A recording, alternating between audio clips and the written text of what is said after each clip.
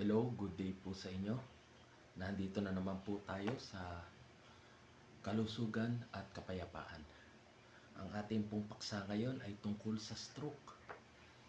Napapanahon at marami ang nai-stroke ngayon sa kadahilan ng mga hindi nilang nalalaman sa kanilang mga paglabag sa batas ng kalusugan.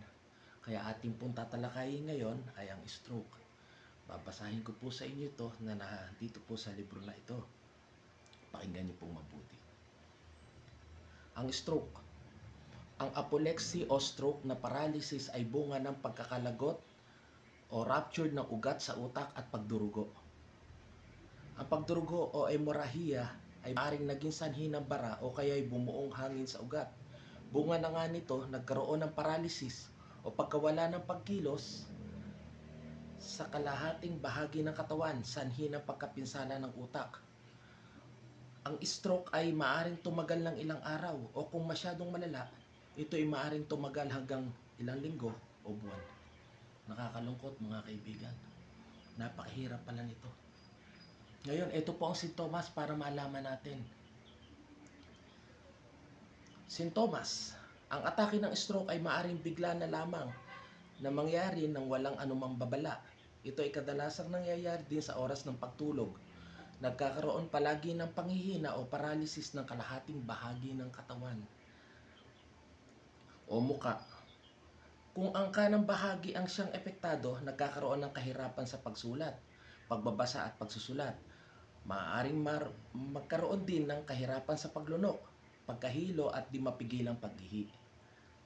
Hahantong ito sa pagkawala ng malay tao at kamatayan kung masyadong malala ang atake. Napakahirap po pala. Sanhi ng stroke. Alta presyon, paninigas ng mga ugat, arteriosclerosis at sakit sa puso. Ang mga sanhi ng mga nabanggit na sakit ay kung gayon maituturing din sa parang sanhi ng karamdamang stroke. Tingnan ang mga paliwanag sa alta presyon at sakit sa puso. Ngayon, dito po tayo sa lunas. Katulad ng alinmang karamdaman, lubhang napakahalagang bigyang pansin ang anumang nakikitang sanhi o pinagmumula ng karamdaman. Kung ang pasyente ay inaatake na ng stroke, siya ay dapat na paupuin at panatilihing tahimik hanggat maaari. Sa paraang ito, maiiwasan ang karagdagang pagdurugo. Ang ulo ay dapat bahagyang nakaangat at dapat na nalagyan ng malamig na tuwalya o yelo sa noo.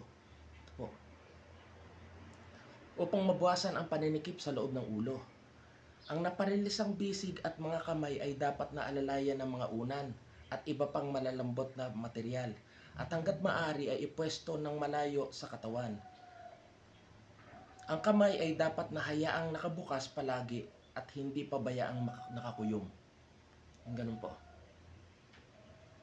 Ito ay maaaring masahihin pagkalipas lamang ng ilang araw upang panumbalikin ang sirkulasyon at presyon ng mga himaymay. Dito po tayo sa pagkain. Mahalaga po malaman natin yung mga kakainin ng mga na-stroke. Ang pagkain ng mga refinadong pagkain ay dapat na iwasan. Kabilang sa mga pagkain ito ay mga sumusunod: puting tinapay, macaroni, spaghetti, cakes, alcohol, kape, soft drinks, tsaa, puting asukal, pampalasang sangkap, seasoning, asin, sobrang asin, mga pritong pagkain, pampaanghang at pampaalat. Mas mainam ko ang mga ito ay tuluyan ng tanggalin sa dieta. Kung hindi maiwasang gumamit pa ng asin, bahagya lamang gamitin ito. Ngunit ang kape, alcohol at soft drinks ay dapat lubusang tanggalin na. Ibig sabihin talagang pinatatanggal na po itong mga ito sa mga kinakain. Ang paninigarilyo ay kailangan ding ganap na itigil kung nagnanasa pang humaba ang ating buhay. Kailangan magbawas ng timbang, isa sa pinakamahalaga yon na sinabi rito. Kung masyadong mataba, kumain lamang ng mga pagkain masustansya ngunit hindi gaanong mayaman sa kalorya. Katulad ng mga prutas at gulay, kumain palagi ng mga pagkaing mayaman sa vitamina B, C at E.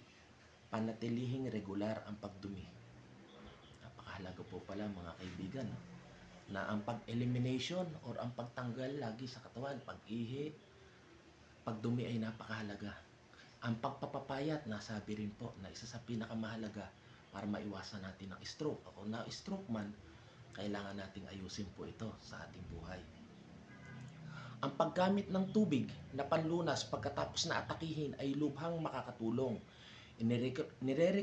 Nirerekomenda na rin namin ang mainit na footbath at maligamgam na paligo tuwing umaga.